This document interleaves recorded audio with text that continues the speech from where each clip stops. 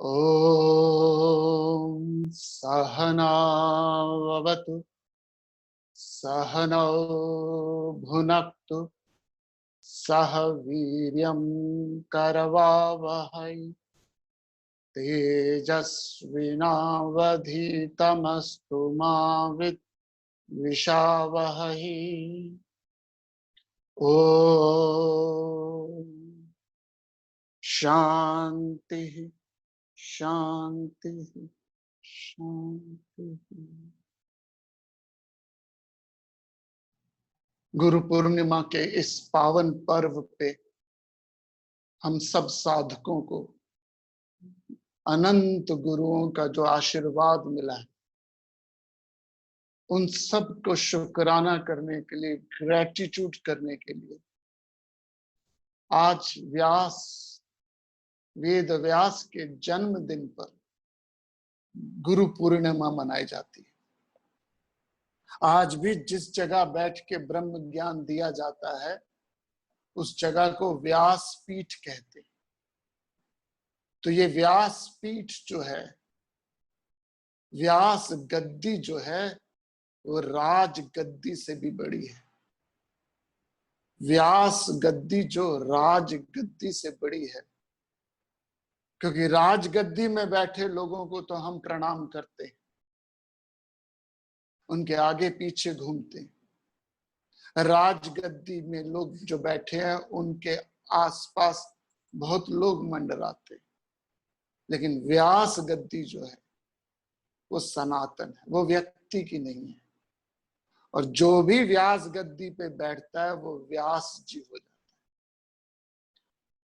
तो लाखों करोड़ों सालों से जो परंपरा है, गुरु शिष्य परंपरा, तो आज के दिन, ये नहीं सिर्फ आज ही के दिन, हमेशा एटीट्यूड ऑफ ग्रेटिट्यूड गुरुओं को, एक को नहीं, क्योंकि परंपरा है गुरुओं की, क्योंकि गुरु का पर्पस गुरु दिशा देने के लिए है, ना कि सिर्फ दक्षिणा लेने के लिए।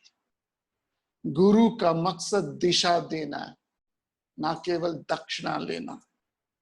तो उस गुरु परंपरा में हम अपनी गैलेक्सी ऑफ गुरुओं को नमस्कार करते हैं। तो हर साल हम कोई ना कोई विषय लेते हैं। आज का जो विषय है वह है फ्यूचर ऑफ इंडिया।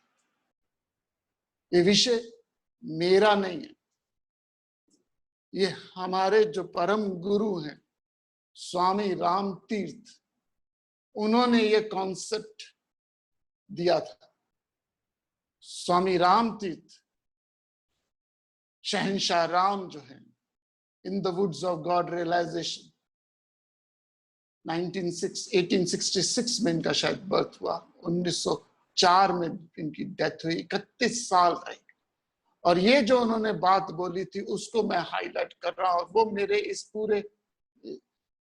पूरे स्टॉक का बेस होगा।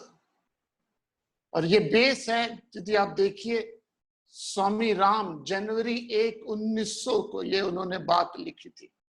शहंशाह राम स्वामी राम तीर्थ, जो हिमालय स्कूल वाले वो स्वामी राम नहीं है, ये स्वामी राम तीर्थ हैं, जो शहंशाह राम गोस्वामी राम तीर्थ राम गोसाई के नाम पे भी जाने जाते हैं। ये उनकी वुड्स ऑफ गॉड रियलाइजेशन में जनवरी 1, 1900 के उनका एक रिटन वर्क है, और जो मैं आपके सामने पेश कर रहा हूं, रामा प्रॉमिसेस, ये सामने है आपके। Whether working through a many soul or alone, Rama seriously promises to infuse the true life and dispel darkness and weakness from India within 10 years. And this is important. And within the first half of the 20th century, India will restore the more than its original glory. Let this world to be recorded. स्वामी रामतीर्थ कहते हैं ये शब्द लिख लिए जाएं कि 1900 में उन्होंने बात करी है। 1 जनवरी 1900 में, आपके सामने डेट है, 1 जनवरी 1900 में बात करी है कि या अकेले या कुछ लोगों की सहायता से ये बात लिख देनी चाहिए कि इस शताब्दी के मध्य तक अर्थात 1950 के आते आते भारत अपनी ओरिजिनल ग्लोरी की तरफ बढ़ेगा. Let this be world to be recorded. Now, why I'm bringing this idea at a present junction? Because we call it BC, before Corona and after Corona, because in this 3-month world is changed drastically. संसार पूरी तरह से बदल गया. ये 3 महीनों के अंदर the whole world is changed. So with this causes we have to find out the effect. ये हम ज्योतिष नहीं है प्लीज. हम कोई ज्योतिष के बारे में बात नहीं करें कि फ्यूचर बता देंगे आपका. हम कोई टैरो कार्ड वाले नहीं. I am not against it, but we are not ज्योतिष. हम प्रेजेंट कॉज से इफेक्ट को प्रेडिक्ट करने की सोच रहे. Because cause thoughts, present thoughts is the cause and your future is effect. I repeat, your present cause is your thoughts and future is effect. And this is true in a microcosm as well as in a macrocosm. जो वर्तमान में आपके thoughts हैं वही आपका भविष्य बनाएंगे. ये व्यक्ति के बारे में भी होता है, ये सृष्टि के बारे में भी होता है. ये व्यक्ति और सृष्टि दोनों में आता है. तो स्वामी राम तीर्थ जी इस आइडिया को बहुत प्रमोट किया, वर्तमान से फ्यूचर देखना. और 1901 में ये लेक्चर दिया था सैन फ्रांसिस्को में जो उन्होंने. So most of my ideas from Ramtirth शहंशाह. उसको मैं उस आइडिया को मैं आज मॉडर्न डे के कॉन्सेप्ट में लेके, व्हाट हैपेंस टुडे इज 2020. आज 2020 है. सो व्हाट हैपेंस इन 2050, उसको 2060 तक क्या लाइफ होगी उसको हम प्रोजेक्ट करते हैं. ये आपकी लाइफ है, मेरी लाइफ है. मैं आज से 200 साल बाद क्या होगा उसको नहीं प्रेडिक्ट कर रहा, नियर फ्यूचर में. क्योंकि वक्त के गर्भ में क्या है, वक्त के गर्भ में क्या है ये कोई नहीं जानता. ज्ञानी है जो उसको थोड़ा सा अज्यूम कर लेते हैं. दिस इज अगेन स्वामी राम तीर्थ. स्वामी राम तीर्थ ने सैन फ्रांसिस्को में ग्लोब लिया और कहा there was a time India was the richest country in the world. India was the richest country. India से रिचनेस गई अफगानिस्तान. गौरी और गजनवी के बाद सोने की चिड़िया थी भारत. ग्लोब यदि आप देखिए तो ग्लोब में भारत के बाद दुनिया का सबसे पावरफुल कंट्री बना अफगानिस्तान, गजनवी और गौरी के बाद. देन बना पर्शिया, जिसे आज हम ईरान कहते हैं. Persia was the most powerful country. India से रिचनेस अफगानिस्तान गई, पर्शिया गई. एंड पर्शिया के बाद रिचनेस आई ग्रीक के पास. The Greek became the great nation. This is history not philosophy. And the Greek के बाद द रोमन एम्परर आए, दुनिया के सबसे पावरफुल.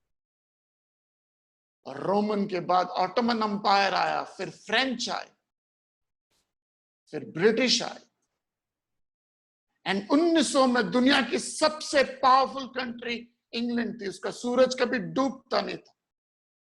इंडिया से richness Afghanistan, Persia, Greek, Roman, French और ब्रिटेन के पास गई. एंड 1900 में उन्होंने बोला, सो सी द ग्लोब. इंडिया से अफगानिस्तान, पर्शिया, पर्शिया से ग्रीक, फिर रोम, फिर फ्रेंच, फिर ऑटोमन एम्पायर कुछ देर, फिर ब्रिटेन. और 1900 में ब्रिटेन का सूरज कभी डूबता नहीं था. ईस्ट इंडिया कंपनी के बाद ब्रिटेन का साम्राज्य हुआ. And that time Swami Ram तीर्थ said the richness will move from England to America. And nobody thought that time America can be such a strong country. उसको पैदा हुए जुम्मा अभी 100 साल नहीं हुए थे अमेरिका को. America is only 200-year old. Australia is also same. So India से richness अफगानिस्तान गई, अफगानिस्तान से पर्शिया, पर्शिया से ग्रीक, ग्रीक से रोम, रोम से फ्रांस, फ्रांस से Britain, and then Britain to America. And now world power America. और मैं हर साल जाता हूं अमेरिका में. और हर इंडियंस या अमेरिका में लोगों से बात करो, वो एक बात हर बार बोलते हैं, सर जी अमेरिका विच लोगों को मरने नहीं देते। यहाँ का हेल्थ सिस्टम, यहाँ का मेडिकल सिस्टम इतना बढ़िया है। That's what they always used to tell us कि when you are in America, America में लोगों को मरने नहीं देते। They will make sure helicopter ले आएंगे लेकिन मरने नहीं देंगे। But what happened in corona, I call it BC and AC, before corona and after corona. हिल गया कोरोना, शेक हो गया, not just physically, thought level में, क्योंकि thought is the cause and the future is the fact. And then Swami Ram तीर्थ said, America से richness will move to Japan. If you see the globe, if you see the globe, India से मूव करती करती करती Britain आई, Britain से USA आया, एंड देन इसे यूएसए से जापान, जापान से China, and China se Bharat. This is Swami Ram Tirtha, 1901 in San Francisco University. Why I'm bringing this now? Because this is your life, this is my life. Kotak Mahindra के chairman ने बोला था, this is the statement by Kotak Mahindra chairman, कि this is the best time to born in this country. So those who are kids now, जो अभी 8, 10, 12 साल के, they are the most fortunate individual in this planet Earth. I repeat, जो 10 और 12 और 10 साल के बीच के youngsters हैं, they are the most fortunate individual to born in this planet Earth, in this country. Why? Because the next globe move कर रहा है from China to India. Now, why I'm saying this? It's a thought which creates an effect. You thought strong हो तो environment बनता है, thought strong हो तो माहौल बनता है। thought में pessimism हो, thoughts में antagonism हो, thoughts में cynical हो, thoughts में sadness हो, thought में pessimism हो, तो माहौल भी वैसे बनेगा। जाकी रही भावना जैसे हरि मूरत देखी वैसे। So as a Guru Purnima के इस पावन पर्व पे गुरुओं का पर्पस क्या है? गुरुओं का पर्पस है मोटिवेट करना राइट पॉजिटिव थॉट्स के लिए, और not emotionally, with the logic, with the commitment. And that's what the Bhrigu says in the Bhagwat Gita. Bhagwan says Bhrigu की बेटी श्री है। भृगु, भृगु कौन है? जो भविष्य बताता हो ना। भविष्य बताने का मतलब है जो वर्तमान को देख के भविष्य को प्रेडिक्ट कर ले। मान लीजिए कोई आदमी गंदी मोटरसाइकिल चला रहा है, कोई गंदी मोटरसाइकिल चला रहा आदमी, आप क्या बोलोगे? ये मरेगा, ये गिरेगा। आप हो गए, आप भृगु हो गए, क्योंकि आपने वर्तमान से भविष्य को प्रेडिक्ट कर दिया। If you see the change before it happens, you are a bhrigu. Some people sees the change before it happens. Some people sees the change when it's happening. Some people sees the change when it happened. Or some are so duffer, they don't see the change even if it's happened. I repeat in Hindi. कुछ लोग परिवर्तन को परिवर्तन से पहले देख लेते हैं। कुछ लोग परिवर्तन को परिवर्तन से पहले देख लेते हैं। कुछ लोग परिवर्तन जब हो रहा होता है तब देखते हैं। कुछ लोग जब परिवर्तन हो जाता है तब नजर आता है। और कुछ लोग ऐसे हैं कि परिवर्तन हो भी जाता है, उनको नोटिस नहीं होता। So Bhrigu is one who sees the change before it happens. Bhrigu is the one who sees the change before it happens. Now I give you 2-3 photographs. इसको ध्यान से देखना। This is 1930 Calcutta. आप सबके सामने एक फोटोग्राफ है। ये 1930 का कलकत्ता का एयरपोर्ट है। जब फ्लाइट लैंड करी यहां पे कलकत्ता के इस एयरपोर्ट पे, आपके सामने एरोप्लेन है जिसको देखने कितने लोग आए, कितने लोग इस एरोप्लेन को टच करने के लिए। Now my question to you simple is, in सब के लोग जो इसको देख रहे हैं, सबके स्ट्रॉन्ग थॉट्स क्या हैं कि I want to fly, I want to fly. मैं हवाई जहाज में एक बार झूठा तो जरूर लेना, मैं एक बार ते हवाई जहाज विच झूठा तो जरूर लेना। लोग एरोप्लेन देखने जाते थे दिल्ली में। Now this is Hong Kong today, Hong Kong airport today, और विद इन कोरोना से पहले, दिस इज हांगकांग टुडे। यहां पे डिजायर क्या थी लोगों की? हवाई जहाज में बैठना है। ये डिजायर का मैनिफेस्टेशन क्या हुई? This is what happens now. आज हमारे लिए हवाई जहाज is not a big deal, travelling in aeroplane is not a big deal. ये क्यों बना ये फैक्ट, ये सिचुएशन क्यों आई? Because these were the thoughts, ये थॉट्स थे और ये इफेक्ट आया। मैं दूसरी तस्वीर दिखाता हूं। यह है 1970 का दूरदर्शन। सोमवार को जब लोग स्कूल जा रहे होते थे, बच्चे जब स्कूल जा रहे होते थे सोमवार को, सबसे ज्यादा स्कूल जाते वक्त क्या डिस्कस कर रहे होते थे? संडे को जो मूवी आई थी, फीचर फिल्म का शेष भाग। शनिवार को आधी मूवी आती थी, संडे को आधी मूवी आती थी दूरदर्शन में। Some people may know about it. ये दूरदर्शन है 1970 का दूरदर्शन। आधी पिक्चर शनिवार को। इस समय 1970 में लोगों के सबसे स्ट्रॉन्गेस्ट थॉट क्या थे? We want to watch movie. Now this is now how many channels are here? Can anybody fathom? ये आज है, कितने चैनल्स हैं? सो ये कॉज था सर, ये कॉज था कि हम सब लोगों के दिमाग में क्या थी? स्ट्रॉन्ग डिजायर थी टीवी में मूवी देखने की। ये स्ट्रॉन्ग डिजायर कॉज था, ये इफेक्ट हो गया। I am not giving you, ज्योतिष नहीं बता रहा मैं आपको sir. This is how many channels are there, you can't even read it, you can't even know it. और ये तो बहुत कम है, और हो गए इंटरनेट के बाद तो माशाअल्लाह पता नहीं। This was the cause, this was the cause, and this is the effect. Modern airport, this was the cause and this is the effect. So coming back, so पूरा का पूरा ममल्ला किस पे है? पूरा का पूरा फोकस किस पे? हमारा आज के आपके थॉट्स क्या हैं? बहुत ट्रैफिक है, बड़ा पोल्यूशन है जी, संसार में बड़ा पोल्यूशन है, ट्रैफिक बहुत है, रोड रेज है, बहुत रश है दुनिया में, पता नहीं लोग की भागे जा रहे हैं, भागे जा रहे हैं, इतना ट्रैफिक है सर, जगह नहीं है। टोटल थॉट्स क्या थे? घर में बैठने का तो टाइम नहीं है, पोल्यूशन बहुत है, थॉट स्ट्रॉन्ग था। क्या हुआ आज? What happens now? There's no traffic in the street. You are staying in home.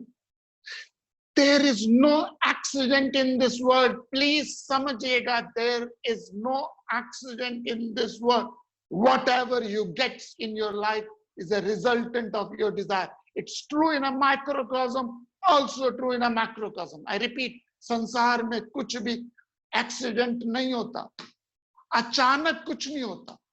अचानक आपका पेट दर्द नहीं होता, अचानक आपको हेडेक नहीं होती, अचानक आप उल्टी नहीं करते, अचानक आपकी लाइफ में कोई परिवर्तन नहीं आता। यदि परिवर्तन आया है तो उसका कोई ना कोई कॉज है। अचानक आप फेल हो गए, अचानक आप तबीयत खराब हो गई, कॉज है। और आपकी मेरी लाइफ का जो कॉज है वो आपके थॉट्स, वो आपके थॉट्स। सो शहंशाह राम ने बोला, स्वामी रामतीर्थ ने नोटिस किया, उस समय 1900 की सदी में आते आते लोगों के थॉट स्ट्रांग हो गए थे एंटी ब्रिटिश, वो पलपने लगे थे, पलपने लगे थे, पलपने लगे। और 1919 की 13 अप्रैल की जलियांवाला कांड बिकम द कैटलिस्ट 13 अप्रैल 1919 को जलियांवाला कांड was not the cause, it was the catalyst which changed the whole India. अंदर ही अंदर फ्रस्ट्रेशन बढ़ रही थी लोगों के अंदर, एंटी गवर्नमेंट और एंटी पुलिस और anti system, laziness of the government, और sorry to say that Nirbhaya कांड हुआ, टोटल साइकोलॉजी बदल गई, बिकॉज अंदर ही अंदर थॉट्स लोगों के चेंज हो रहे थे. निर्भया कांड was the catalyst which changed the whole world. 13 अप्रैल 1919 का जलियांवाला कांड was the catalyst. 1919 के बाद क्रांति रोकना impossible था अंग्रेजों के लिए, because that became the focal point. लेकिन शहंशाह राम ने 1900 में ही ये बात प्रेडिक्ट कर दी. शहंशाह राम ने 1901 में यूनिवर्सिटी में प्रेडिक्ट कर दिया कि नेक्स्ट जनरेशन जो है, it's for India. So are we prepared for that or not? Winter के लिए आप प्रिपेयर होते हो, रजाइयां धूप में डालते हो. समर के लिए आप प्रिपेयर होते हो, एयर कंडीशन की सर्विस कराते हो. विंटर्स के लिए आप प्रिपेयर होते हो क्योंकि आप रजाइयां धूप में डालनी शुरू हो जाते हो. समर के लिए आप प्रिपेयर होते हो कि आप एसी की सर्विस कराने शुरू कर देते हो. ओल्ड एज के लिए आप प्रिपेयर होते हो, इन्वेस्टमेंट इंश्योरेंस कराने लगते हो. ओल्ड एज की हेल्थ के लिए भी आप प्रिपेयर हो जाते हो. बट ओल्ड एज की चेंज के लिए आप प्रिपेयर हुए कि नहीं हुए? And now there is another statistic. I am talking statistics, I am talking not ज्योतिष प्लीज. मैं स्टैटिस्टिक्स बता रहा हूं आपको, हम ज्योतिष नहीं बता रहा. और स्टैटिस्टिक्स को nobody can destroy statistics. And ये देखिए आपके सामने एक स्टैटिस्टिक आता है, और ये है 1947 में एवरेज इंडियन एज थी 35. 1947 में एवरेज इंडियन एज थी 45. नाउ 2020 में एवरेज इंडियन एज है 69.73. एंड 2050 तक एवरेज इंडियन एज पहुंच जाएगी लगभग 80 साल के करीब. मैं और एग्जांपल देता हूं आपको, सॉरी मैं 2 एग्जांपल देता हूं.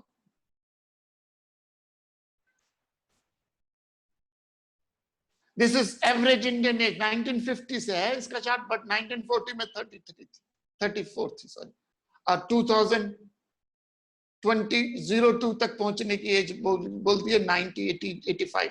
सो आप और मैं लगभग एवरेज एज, जब तक हम ओल्ड होंगे हमारी एवरेज एज 80 की हो जाएगी. 80 का मतलब है कि लोकल आप और मैं लगभग 100 का पहाड़ा करेंगे. नाउ दिस इज 1947 जब देश आजाद हुआ था.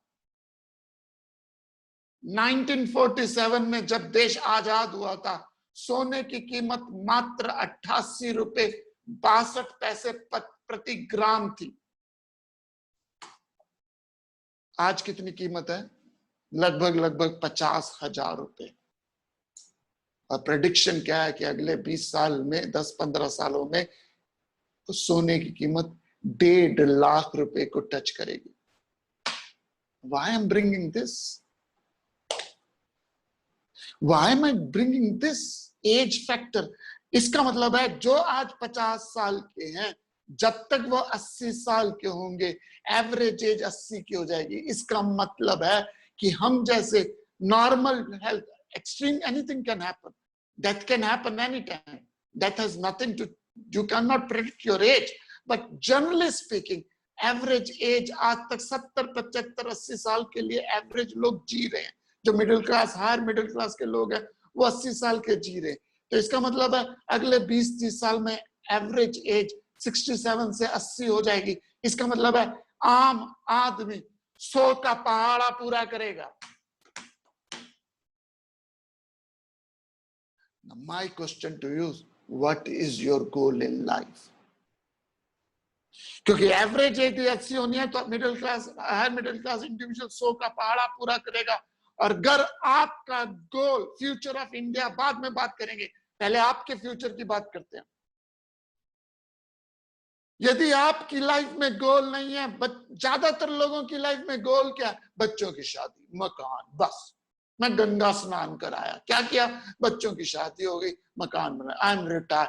60 में यू विल गेट रिटायर, 60 में नहीं होगे 65 में हो जाओगे, एज आगे बढ़ जाएगी।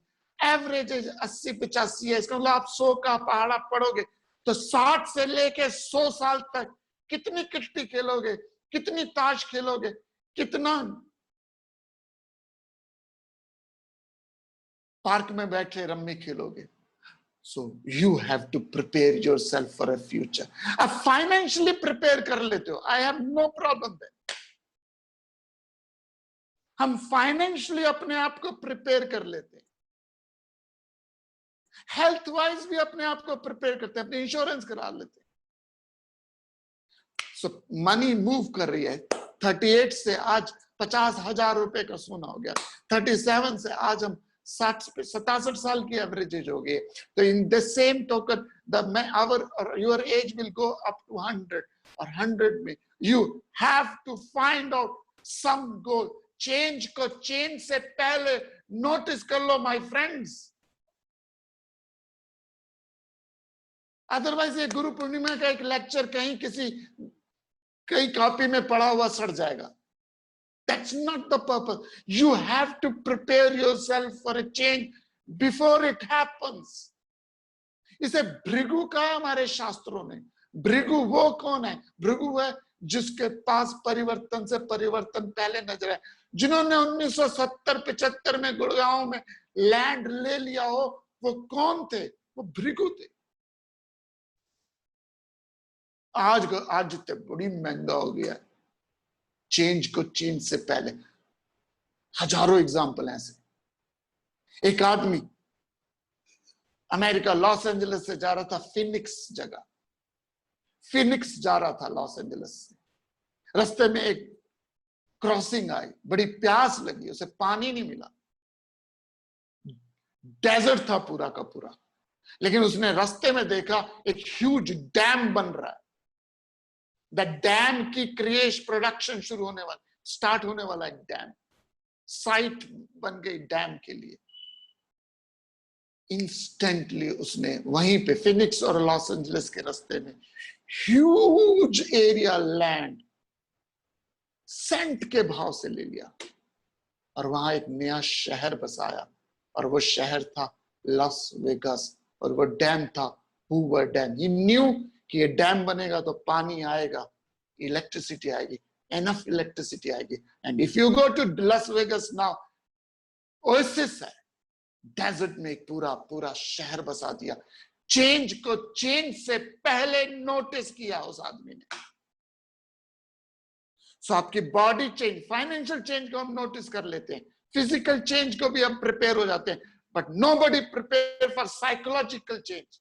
आपके बच्चे उतने अटैच नहीं होंगे जितने अटैच हैं आपसे।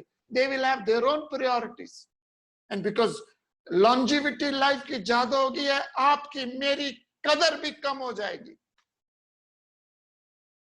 Are you prepare for that? Mughal-e Azam का एक डायलॉग था, मुगले आजम का एक डायलॉग था, अनारकली सलीम तुझे मरने नहीं देगा और हम तुम्हें जीने नहीं देंगे। तो यही होगा हमारे साथ। डॉक्टर हमें मरने नहीं देंगे और घर वाले हमें जीने नहीं देंगे। सो अपने अपनों को वर्थलेस मत बनाना, अपने आप को वर्थलेस मत बनाना my friends. Pick up a goal, कुछ भी बनाइए। मोसेस ने picked up a goal age of 80।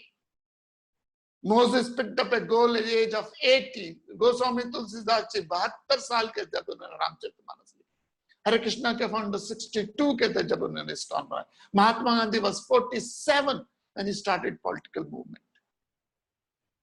So आज मैं आपको क्या बेसिक चेंज होने वाली है आपकी लाइफ में, सोसाइटी में, उसको, क्योंकि चेंज को चेंज से पहले नोटिस करना ही भृगु है, ज्ञानी है।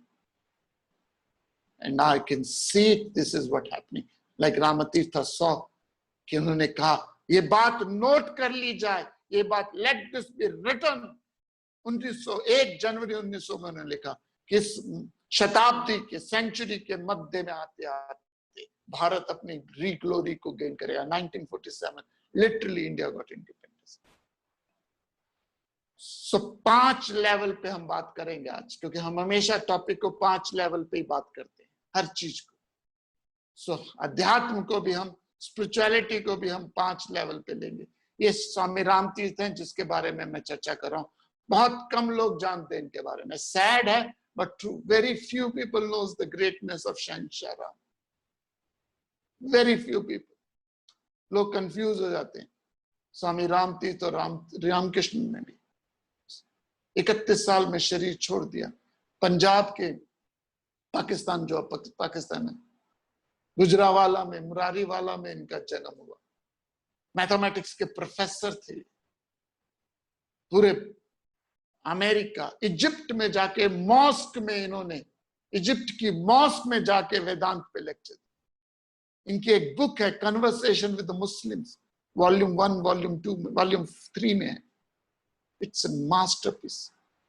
सो भृगु थे, दूरदर्शी थे, देखते थे। अब लाइफ कैसे होने वाली है इसके मैं थोड़ा सा आपको पिन पॉइंट देता हूं। 5 लेवल से बात कर रहे हैं। फाइनेंशियल लेवल में डिजिटलाइजेशन हो जाएगा। फिजिकल लेवल में फिटनेस फ्रीक हो जाएंगे लोग। इमोशनल लेवल में मोर PhDs हो जाएगा। वो क्या है मैं समझाता हूं आपको बाद में। इंटेलेक्चुअल में लेस फोमो, और स्पिरिचुअल लेवल में संन्यास S40। सो पहला फाइनेंशियल लेवल में चेंज क्या होने वाली है, जो लोगों को ज्यादा नोटिस होती है।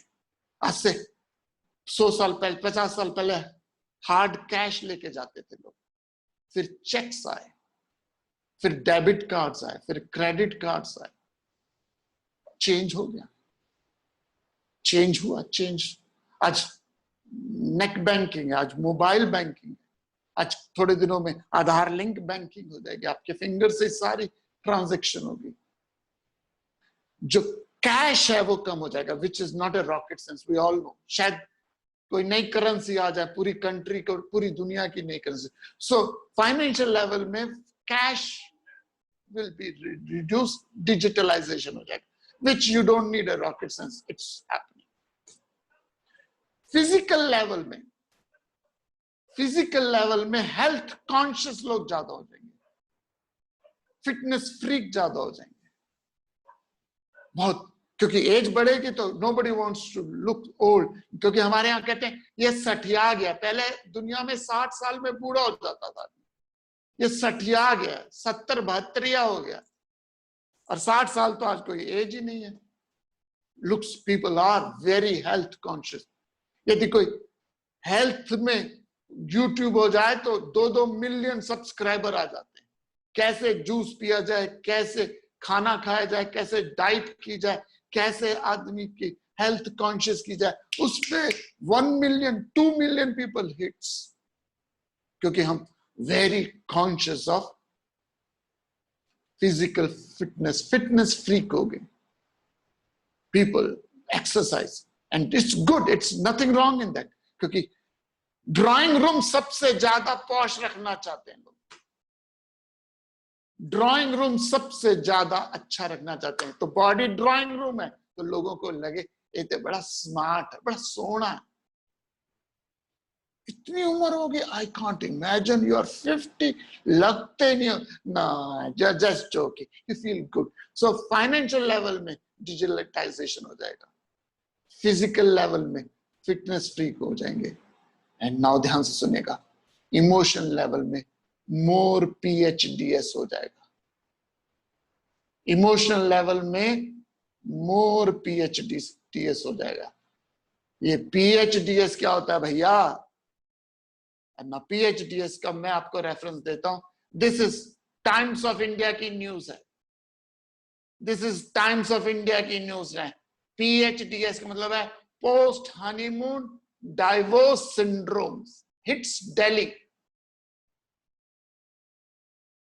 पोस्ट हनीमून डाइवोर्स सिंड्रोम, तो इन इमोशनल लेवल में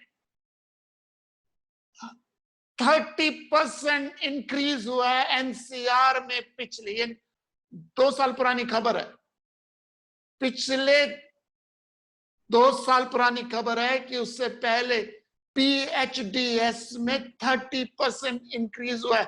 PHDS मतलब पोस्ट हनीमून डाइवोर्स सिंड्रोम्स। अभी दिल्ली एयरपोर्ट में हुआ कुछ महीने पहले, एक कपल हनीमून के लिए गए, एक कपल हनीमून के लिए गए और हनीमून के वापस दिल्ली एयरपोर्ट पे पहुंचे। वाइफ ने कहा मुझे बाथरूम जाना है, वाइफ बाथरूम गई, हस्बैंड बाथरूम के बाहर खड़ा रहा, लेडीज टॉयलेट के बाहर खड़ा रहा, लड़की आई नहीं, आई नहीं, आई नहीं। हनीमून के लिए होके वापस आए, परेशान, अंदर आवाज दी, नहीं आया। सिक्योरिटी गार्ड लेके अंदर पहुंचे, लेडी सिक्योरिटी गार्ड लेके बाथरूम में पहुंचे तो लड़की है नहीं। बाहर कैमरे से देखा गया तो वाइफ जाते हुए तो जा रही है, आते हुए नजर नहीं आ रही।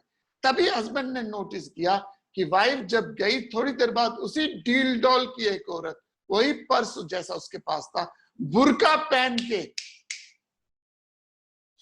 एयरपोर्ट से निकली और टैक्सी ली, चली गई। बाद में पता चला वो तो अपने मायके चली गई। PHDS, post honeymoon divorce syndrome, emotional relationship chaotic हो जाएंगे। फाइनेंशियल लेवल में ग्रोथ होगी, डिजिटलाइजेशन हो जाएगा, फिजिकल लेवल में हेल्थ कॉन्शियसनेस ज्यादा हो जाएगी, लेकिन इमोशनल लेवल में PHDS, रिलेशनशिप कोलैप्स हो जाएंगे। I am not the negative person, but you have to prepare yourself for a change. If you are not prepare yourself for a change, it's going to hit you very hard. मैं ये law नहीं कह रहा, but general tendencies are going to show. General tendencies relationship में collapse होते हैं। उसका reason क्या है? सेल्फिशनेस ज्यादा आ जाएगी, क्योंकि जहां अनसेल्फिश हो वहां रिलेशनशिप बिल्डअप हो जाता है। सो इमोशन, फिजिक, फाइनेंशियल लेवल में डिजिटलाइजेशन ज्यादा हो जाएगा, फिजिकल लेवल में फिटनेस फ्रीक हो जाएंगे, इमोशनल लेवल में PHDS ज्यादा हो जाएगा, post honeymoon divorce syndrome, relationship level, and intellectual level में फोमो कम होंगे। ये बीमारी है जी,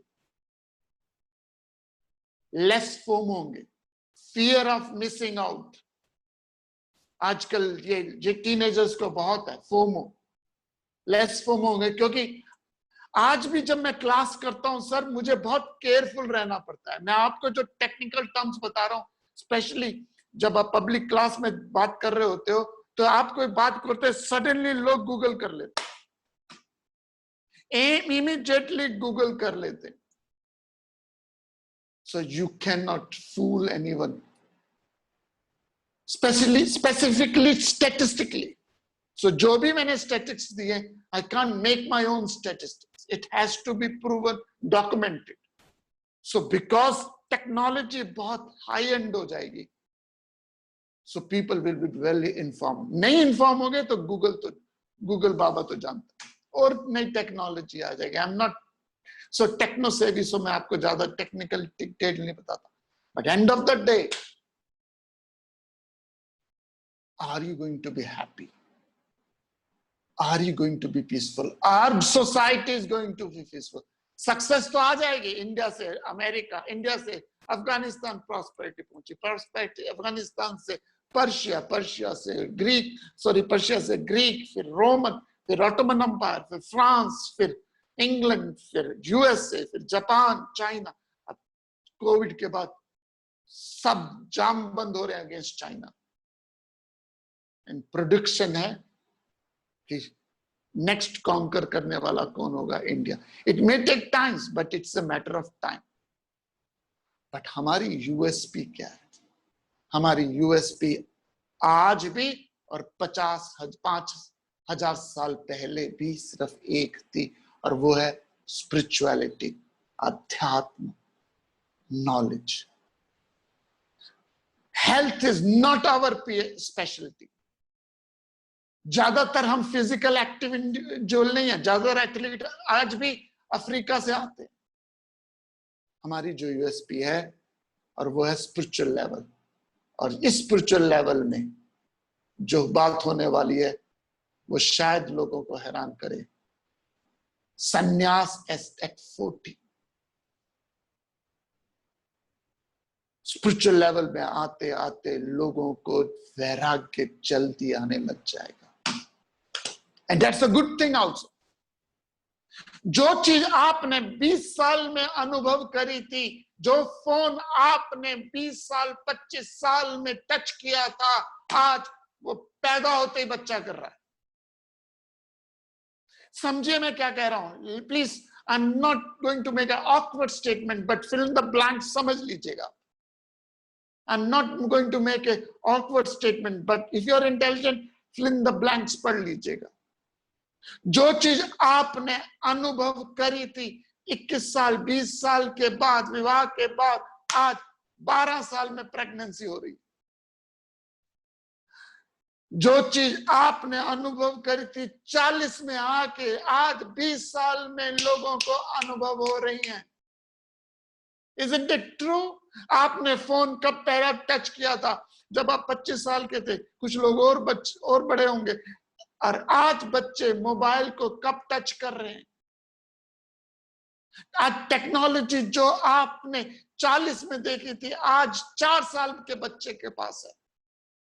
इसका मतलब जो वैराग्य आपको 60 में आएगा, वो वैराग्य फ्यूचर जनरेशन को 40 में आ जाएगा। यदि यदि यदि यदि यदि बस इम्पोर्टेंट है, यदि आज आपने स्पिरिचुअलिटी की साथ दिया, स्पिरिचुअलिटी को इन्वेस्ट किया, पैसा स्पिरिचुअलिटी में अपने थॉट्स को, यंगस्टर को इन्वेस्ट किया। This is a most important point of this class. यदि आज आपने टीनेजर्स को, यंगस्टर्स को भगवत गीता, वेदांत की नॉलेज को इन्वेस्ट किया, तो 40 तक आते आते ये नॉलेज उनकी लाइफ में सीप्ड इन हो जाएगी, नॉलेज एस्टेब्लिश्ड हो जाएगी, and they will become more. सन्यासी का मतलब ये नहीं संसार छोड़ जाएंगे, they will become a mature. क्योंकि इन्वेस्टमेंट आपने कब करी? 17-16 साल की उम्र में करी। और अगर आपने सारा दिन इसी पे चर्चा करी, कितना पैकेज, कितना पैकेज, कितना पैकेज मिल रहा है, कितने का पैकेज मिल रहा है, कौन सी कार है, कौन सी गाड़ी, सारा दिन इसी की बात करी, वो 30 साल में वो मिलियंस ऑफ डॉलर का पैकेज लेके 40 तक फ्रस्ट्रेटेड हो जाएगा। और अगर उसका अध्यात्म बेस नहीं है, लिसन मी केयरफुली, यदि आपके बच्चे का अध्यात्म बेस्ड है तो 40-50 तक आते आते उसका मैच्योरिटी लेवल बढ़ जाएगा। और यदि आपने उसको 40 बचपन में हायर वैल्यू नहीं दिया तो 40 में ड्रगी बन जाएगा। He will not able to handle his life. And not the cursing the society. From the cause, you see the effect. एक मजा था जब मैं 20 साल की उम्र में हवाई जहाज में बैठा था। इट वॉज, मैं रात भर सोया नहीं था, मैं रात भर सोया नहीं था कि आज मुझे हवाई जहाज में बैठना है। जब 18-20 साल की उम्र में बैठा था, आज 5 साल की उम्र में बच्चा हवाई जहाज, मुझे ही जाना। जो सुख आपको 25 में मिला आज 5 में मिल रहा है, जो वैराग्य आपको 60 में मिल रहा है वो आगे वाली जनरेशन को 40 में मिल जाएगा। और यदि वैराग्य नॉलेज है, यदि आपने इन्वेस्ट किया अपने बच्चों पे, यदि आपने इन्वेस्ट किया अपने आप पे, बच्चों पे भी नहीं, अपने आप पे, तो इसके रिटर्न बड़ी सुंदर मिलेगी आपको। और यदि इन्वेस्ट नहीं किया, सारा दिन अठन्नी चोनियों पे अटके रहे, तो ये कोरोना का टाइम रिफ्लेक्शन टाइम है। ग्लोब मूव कर रहा है। India will be more powerful, but only if we have the higher values, Vedanta और भगवत गीता और स्पिरिचुअल नॉलेज। और इस गुरु पूर्णिमा में हमारे गुरुओं ने जो परंपरा बनाई थी, उस परंपरा को हम ध्यान में रखते हैं, ये मशाल आगे लेके जाते हैं। इसलिए गीता एकेडमी खोली गई है। गीता एकेडमी में 18 से 30 साल के यंगस्टर्स को हम गीता जी पढ़ाते हैं, we teach Gita, we drink Gita, we sleep Gita. एक हफ्ते के लिए इन्वेस्टमेंट कर दीजिए अपने बच्चों को, 3 हफ्ते का कोर्स है, 1 हफ्ते के लिए भेज दीजिए। ऐसे तो कोर्स 1 साल का, जो कोरोना के खत्म होने के बाद will start it, but invest. सुनता नहीं है जी, सुनता नहीं है, दवाई नहीं लेता तो आप कहते नहीं सुनता तो रहन दो, नहीं रहन दो।